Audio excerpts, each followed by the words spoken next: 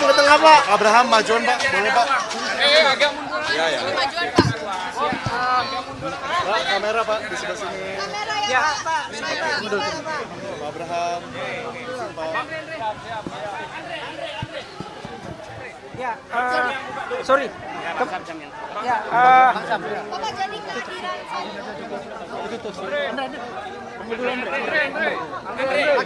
Andre.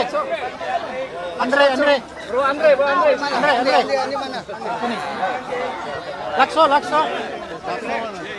Ya, Lakso. Mana Andre tadi? Andre. Lakso. Sini Lakso. Bansot sini.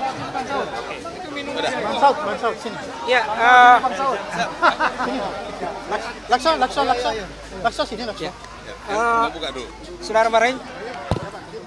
Teman-teman sekalian, terima kasih teman-teman media. Seperti yang Anda saksikan semua, hari ini Pak Abraham Samad menghadiri panggilan Polda gitu ya. Hari ini dan ditemani ada beberapa tokoh yang hadir. Ada Bantudu Mulia Lubis, ada Pak Saididu, ada Pak Saud Situmoran gitu ya. Ada Bang Eros. Kemudian ada ya dan lain-lain gitu. Kemudian teman-teman dari tim pengacara ada ada Pak Saididu, kemudian dari pengacara itu ada teman-teman dari LBH Makassar. Dari LBH Jakarta, ada Kontras, ada LBH Pers gitu ya. Kemudian ada YLBHI dan kemudian teman-teman IM57 dan kemudian teman-teman dari Koalisi Anti Kriminalisasi Akademisi dan Aktivis gitu ya. Itu yang sebagai ini. Nah, untuk penjelasannya saya persilakan dulu untuk pertama dari Bantuan dulu. Karena ini kita mengasumsikan, kita yakin bahwa ini adalah bagian dari pembungkaman demokrasi. Ke Bantuan dulu. Oke, kawan-kawan sekalian, saya bukan kuasa hukumnya Bung Abraham Samad. Kuasa hukumnya tadi sudah disebutkan, ada LBH Pers, ada LBH Jakarta, ada Kontras, ya, ada yang lain-lain juga. Tapi saya datang ke sini karena tadi malam, ya, saya ditelepon oleh Bung Abraham Samad. Kenapa saya ditelepon? Karena dia mendapatkan panggilan dari Polda Metro Jaya karena didakwa, dipersangkakan melanggar pasal 310, 311 KUH Pidana dan juga pasal 27A, 28 Undang-Undang ITE. Nah, saya tidak ingin masuk pada substansi kasusnya. Tapi saya kenal Bung Abraham Samad ini dulu sebagai aktivis, sebagai advokat, ya. Dan sekarang banyak melakukan podcast. Nah, saya tahu Abraham Samad yang pernah jadi ketua KPK adalah orang yang punya integritas. Punya integritas, punya sikap, punya pendirian dalam membangun Indonesia yang lebih bersih dari korupsi, membangun Indonesia yang lebih baik, lebih adil. Dan saya tidak menyangka akibat podcast yang dilakukan oleh saudara Abraham Samad, dia dikriminalisasi. Tidak boleh ada kriminalisasi dalam negara Republik Indonesia ini terhadap wartawan, terhadap mereka yang punya podcast, terhadap siapapun, karena ini membungkam kebebasan berpendapat, membungkam kebebasan pers. Dan ini saudara-saudara dilindungi oleh Undang-Undang Dasar 45. Dilindungi oleh pasal 28 Undang-Undang Dasar 45. Undang-Undang Pokok Pers juga melindungi itu. Jadi tidak ada alasan sama sekali untuk memanggil, memeriksa, dan mengkriminalisasi saudara Abraham Samad. Kalau kita melihat pasal 310 dan 311, pasal 27A dan 28 Undang-Undang ITE, pasal itu tidak bisa dipakai. Karena di mana-mana pasal penghinaan atau pencemaran nama baik itu sudah dihapuskan. Hanya di negara yang otoriter atau punya tendensi untuk menjadi negara otoriter, pencemaran nama baik, penghinaan itu dikriminalisasi. Saya tidak mengatakan tidak mungkin ada pencemaran atau penghinaan. Mungkin saja, tapi bukan dikriminalisasi. Gugat saja secara perdata. Di negara lain, gugatan perdata itu dimungkinkan untuk pencemaran nama baik atau penghinaan. Tapi mengkriminalisasi seorang Abraham Samad, mantan ketua KPK aktivis yang selama ini dikenal punya integritas, itu adalah langkah setback ya, yang paling luar biasa dalam kehidupan hukum kita. Saya katakan tadi melanggar atau membungkam kebebasan pers. Anda tahu bahwa untuk setiap dugaan tindak pidana semacam ini mesti ada yang disebut niat jahat atau malicious intent. Kalau tidak ada malicious intent atau niat jahat, tidak mungkin ya ada tindak pidana. Nah, saya kira Saudara Abraham Samad melaksanakan tugasnya sebagai warga negara yang baik, mencoba ya, mentransformasikan dan mengkomunikasikan semua informasi untuk mencari kebenaran yang material, yang substansial. Dan itu yang dilakukan. Loh, kenapa dikriminalisasi? Kenapa dipidana? Nah, saya tidak melihat ada malicious intent di situ. Tidak ada niat jahat di situ. Apakah dari wajah Saudara Abraham Samad kelihatan dia punya niat jahat? Enggak kan? Dia ini orang yang sangat lembut sebetulnya. Jadi kebebasan menyatakan pendapat, kebebasan berekspresi itu hak asasi yang mutlak, absolut, ya, dimiliki oleh setiap warga negara. Kami datang ke sini untuk mendukung Saudara Abraham Samad, ya, untuk Indonesia yang lebih baik, Indonesia yang berkeadilan dan berhukum. Dan saudara-saudara, inilah zaman di mana penegakan hukum dipolitisasi. Inilah zaman di mana hukum dijadikan sebagai weapon. Ini yang disebut weaponization of law. Ya. Nah, kalau ini yang dilakukan, negara hukum ini akan hancur. Dan Indonesia ini akan hancur. Tidak boleh ada weaponization of law yang mengkriminalisasi seseorang. Saya berharap Presiden Prabowo Subianto ya, mendengar ini dan mulai melihat ya, aparat penegak hukum Indonesia. Apakah itu kepolisian, apakah itu kejaksaan, apakah itu pengadilan, ya, bahwa kita berada di ambang bahaya. Di ambang bahaya, negara hukum ini sedang diancam. Dan kita semua akan menjadi korban dari kesewenang-wenangan ya, dari aparat penegak hukum kalau ini tidak dihentikan.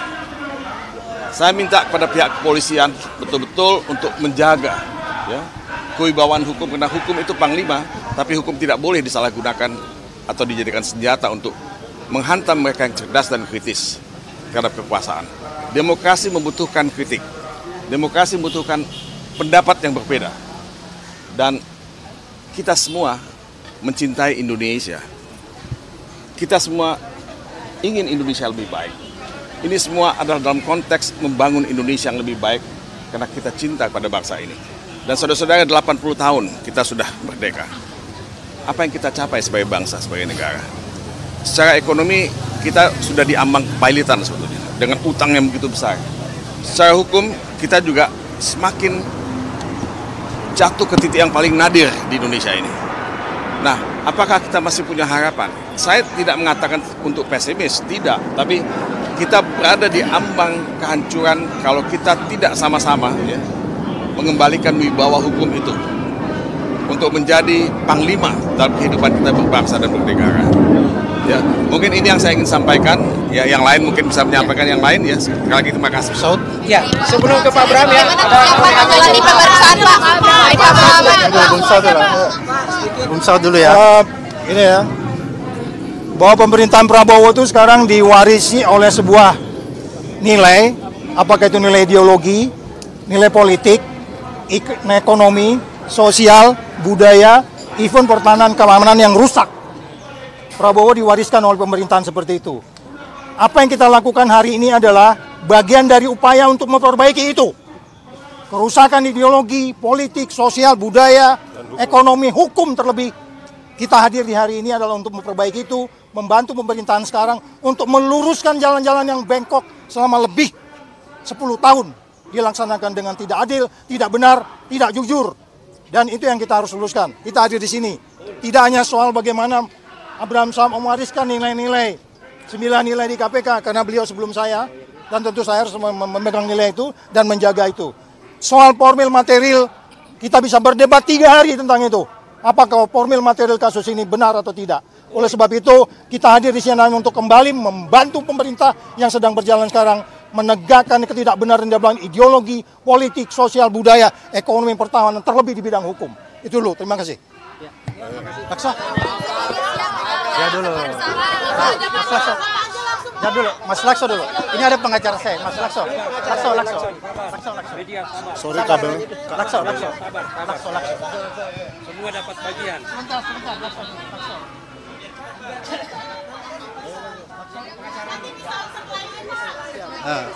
Oke, ini dulu ya, baru saya. Oke, selamat pagi teman-teman semua. Saya Lakso dari M57 Plus Institute, ex-penyidik KPK. Saya bersama di sini teman-teman dari LBH Pers, YLBHI, LBH Jakarta, LBH Muhammadiyah. Pertanyaannya, kenapa kita hari ini bersedia menjadi kuasa hukum dari Pak Abraham Samad? Karena kita melihat bahwa Pak Abraham Samad sampai hari ini itu menunjukkan dedikasi untuk tetap melakukan dan bertindak secara berintegritas, bahkan pasca selesai menjalani pimpinan KPK. Yang kedua, menurut kami ini menjadi suatu hal yang sangat berbahaya ketika kita mengundang seseorang untuk menyampaikan pendapat di podcast, di media sosial yang menjadi media alternatif, tetapi menjadi korban kriminalisasi dari pasal-pasal yang karet. Kenapa ini penting? Karena ini bukan hanya soal Pak Abraham Samad saja, tapi ini soal mempertahankan pilar demokrasi, yaitu kebebasan untuk berpendapat di muka umum, mempertahankan demokrasi sebagai untuk menjaga media sebagai salah satu pilar penting. Kalau kita mau mengkriminalisasi begitu banyak media yang mengundang Pak Rismond, mengundang Pak Roy Suryo dan lain-lain, tetapi hari ini kondisinya kenapa Pak Abraham Samad saja yang dipanggil? Jadi di sini kita melihat adanya suatu proses diskriminalisasi dalam proses penegakan hukum, dan kita melihat di sinilah pentingnya ada teman-teman dari Kontras, teman-teman dari LBHI, LBH Jakarta, LBH Muhammadiyah, dan IM57 untuk terus mengawal proses ini sampai dengan selesai. Karena ini bukan hanya soal Pak Abraham Samad, tapi ini soal menjaga dan merawat pilar-pilar demokrasi yang menjadi pembeda dari negara rule of law dengan negara rule by law. Mungkin itu saja yang saya sampaikan. Ya, terima kasih. Assalamualaikum warahmatullahi wabarakatuh. Ya, oke, makasih teman-teman media yang sudah menunggu dari tadi. Hari ini saya mendapat surat untuk memenuhi panggilan sebagai saksi, ya, panggilan pertama. Dan sebagai warga negara, panggilan pertama ini saya datang untuk memenuhi panggilan ini agar supaya masyarakat lihat bahwa kita memberi contoh, ya, memberi contoh kepada masyarakat bahwa tidak ada satupun warga yang mempunyai privilege terhadap hukum. Equal justice under law, ya, equal before the law, ya. Oleh karena itu saya ingin memberi contoh bahwa kita akan patuh menghadapi berbagai macam panggilan yang sifatnya pro justisia. Itu yang pertama. Kemudian yang kedua, yang ingin saya tegaskan bahwa ini bukan tentang saya, ya, karena pemanggilan terhadap saya adalah serangkaian, ya, serangkaian dengan apa yang saya lakukan selama ini, yaitu memberitakan, ya, lewat podcast saya memberitakan dan menjadi forum diskusi untuk memberikan edukasi, pencerahan dan kritikan yang bersifat konstruktif agar supaya masyarakat paham tentang hak-hak dan kewajibannya. Itu yang saya lakukan. Oleh karena itu, kalau apa yang selama ini saya lakukan lewat podcast dianggap sesuatu yang punya nilai pidana sehingga saya dipanggil, maka ini adalah salah satu bentuk kriminalisasi terhadap pembungkaman, kebebasan berpendapat dan kebebasan berekspresi. Dan yang paling berbahaya lagi, bahwa pemanggilan saya ini adalah sebuah tujuan, proses ingin mempersempit adanya ruang demokrasi.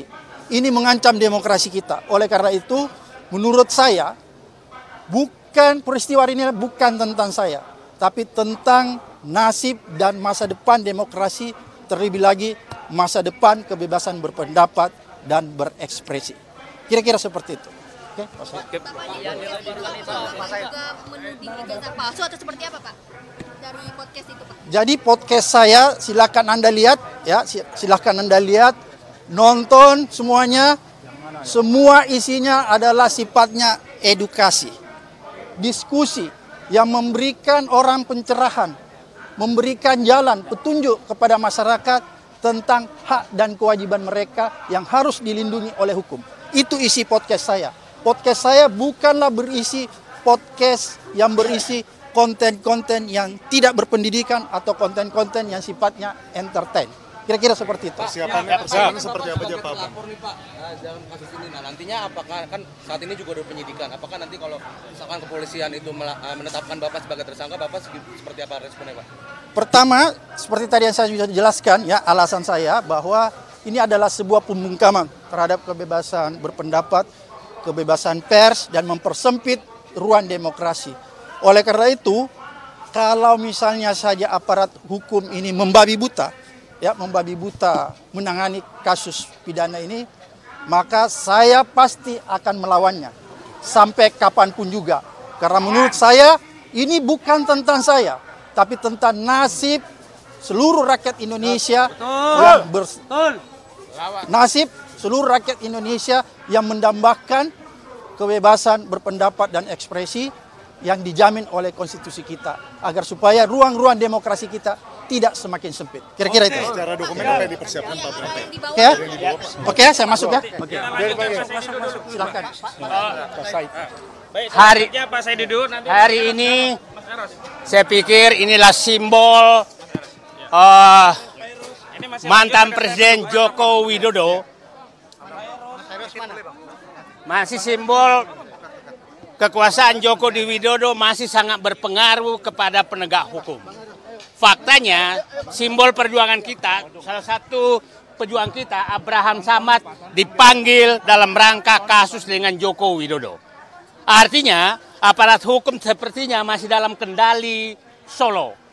Itu fakta, karena bayangkan Abraham Samad hanya podcast langsung dipanggil terkait dengan ijazah Joko Widodo. Pertanyaan saya, sampai kapan negeri ini dikendalikan oleh Joko Widodo, aparat hukum?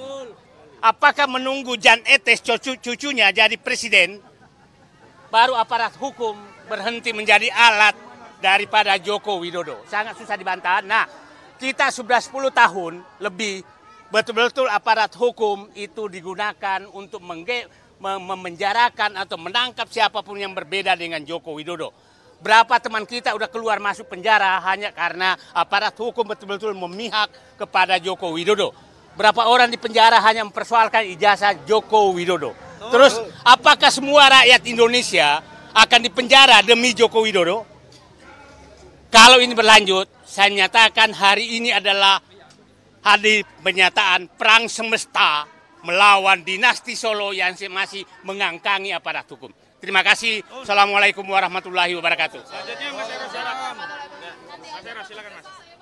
Nanti ada statement dari tim advokasi juga. Kalau saya hanya sederhana aja ya. Saya minta seluruh komunitas Banteng ya.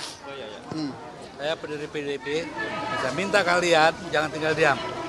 Apapun namanya, perilaku Jokowi hari ini terkait dengan keputusan kalian dulu, mengangkatnya sejak wali kota, gubernur, sampai presiden. Jadi jangan tinggal diam ya. Hari ini terjadi satu hal yang perlu kalian catat, bahwa tokoh yang kalian ajukan sebagai pemimpin bangsa ini ternyata bawa masalah ini harus juga menjadi kalian ya, tanggung jawab kalian untuk selesaikan. Jadi kaum Banteng jangan tidur, ayo bergerak. Siap. Baik. Baik, sebentar ada tambahan dari kami. Ini adalah tambahan dari tim advokasi. Yang pertama, kami menyampaikan bahwa pada Senin yang lalu 9 dari saksi yang dipanggil Polda tidak bisa memenuhi dan kita minta tunda setelah 17 Agustus. Dan kami waktu itu sudah sampaikan, salah satu klien kami yakni Pak Abraham Samad datang, dan hari ini kedatangan Pak Abraham Samad menegaskan bahwa Pak Abraham Samad kooperatif dalam rangka memenuhi panggilan penyidik. Bukan berarti yang kemarin tidak datang juga tidak kooperatif, karena kami sesuai dengan KUHP juga sudah menyampaikan uzur atau permintaan untuk penjadwalan ulang, dan kami informasikan sampai hari ini belum ada jadwal ulang dari penyidik Polda Metro Jaya. Yang kedua, kami tegaskan bahwa pasal yang berkaitan dengan Pak Abraham Samad masih berkaitan dengan laporan yang disampaikan oleh Saudara Joko Widodo berkaitan dengan dugaan pencemaran dan fitnah 310 KUHP, 311 KUHP, dan juga 27A Undang-Undang ITE, yakni menyerang kehormatan berdasarkan Undang-Undang ITE. Namun sangat disayangkan sampai hari ini belum ada satupun nama yang disebutkan oleh pelapor selaku korban pencemaran dan fitnah, yakni Saudara Joko Widodo, yang saat dikonfirmasi oleh media siapa nama yang dia laporkan dari 12 nama yang hari ini setelah ada SPDB surat pemberitahuan dimulainya penyidikan yang dikirimkan ke Pengadilan Tinggi DKI yang ditembuskan kepada klien kami, sudah ada 12 terlapor. Tapi tidak ada satupun nama yang disepil oleh Saudara Joko Widodo. Dan saya ingatkan kepada penyidik Polda Metro Jaya bahwa dalam konteks delik aduan, kekuatan menuntut secara hukum itu ada pada korban.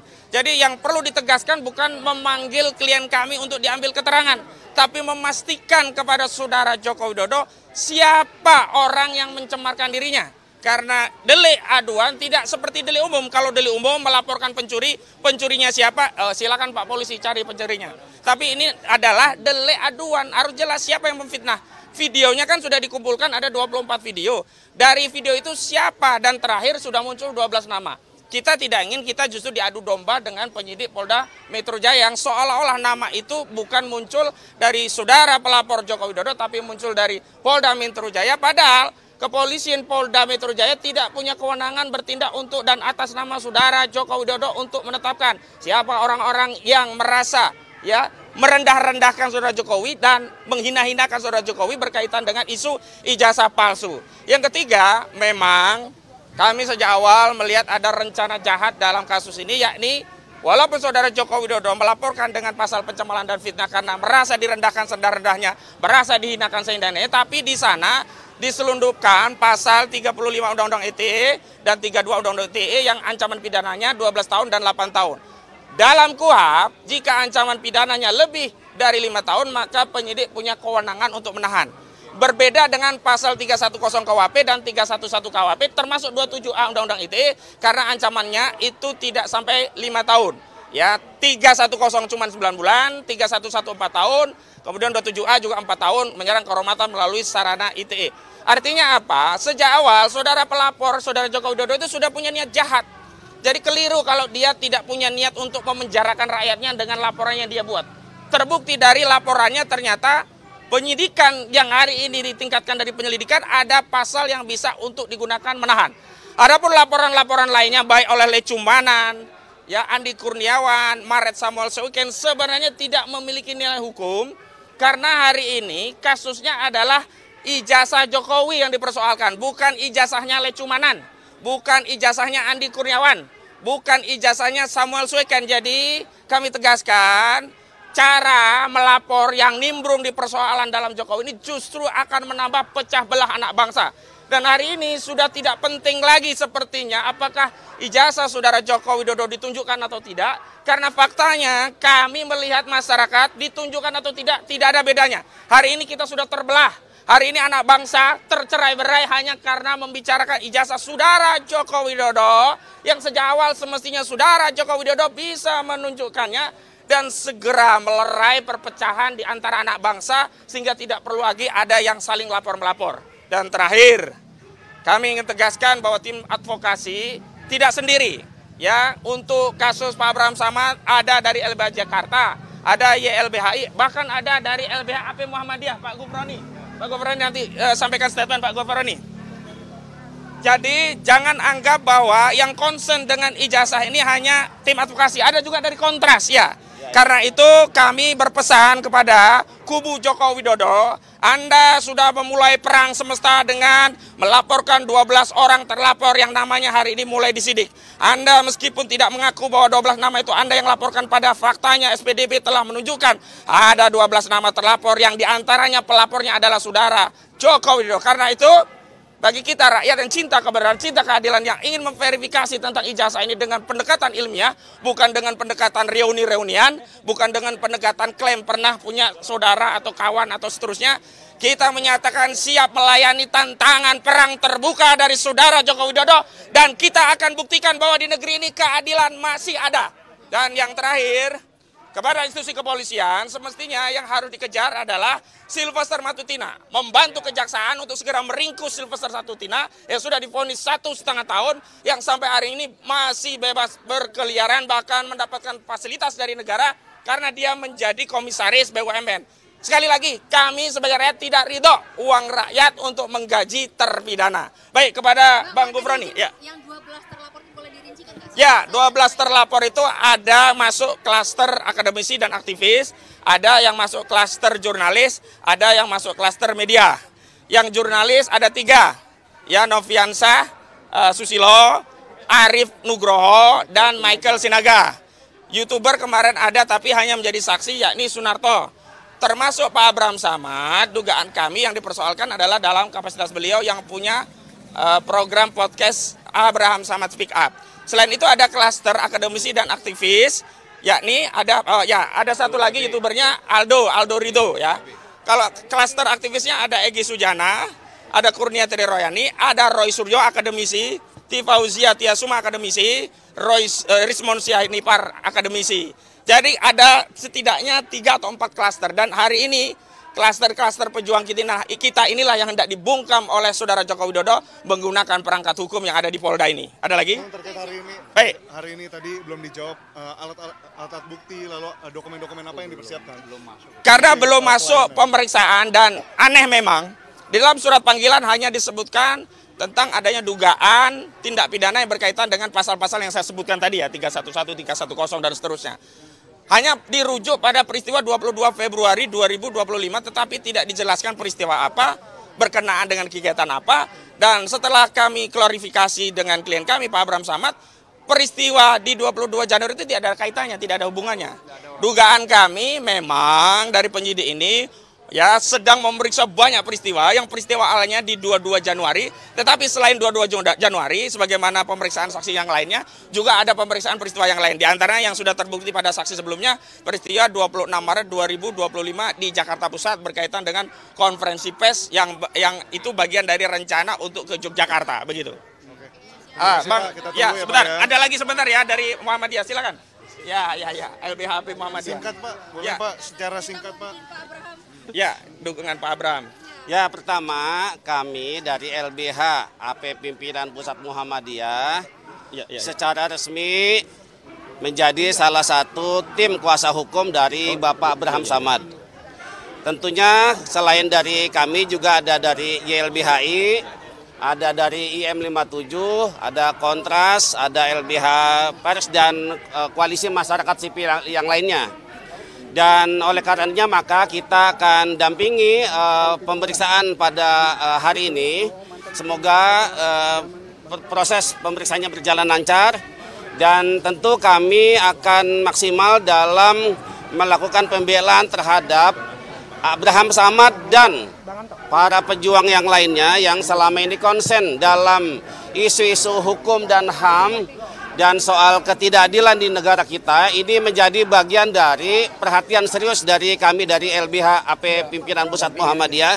Selain tentu kami juga saat ini masih konsisten menangani kasus pagar laut, kasus perampasan tanah yang dilakukan oleh pengembang PIK 2. Jadi untuk Abraham Samad, insya Allah kita akan dampingi sampai maksimal, dan kita berharap Abraham Samad tetap dia sebagai saksi, ya sebagai saksi. Dan kami melihat bahwa ini bagian dari upaya pembungkaman, ya pembungkaman orang-orang yang selama ini bersuara kritis, terutama terkait dengan isu soal ijazah palsu yang diduga milik Jokowi ini. Jadi demikian, insya Allah kita akan dampingi hari ini, mudah-mudahan sore ini hari ini bisa selesai. Ada lagi sahabat dari Pak Abraham.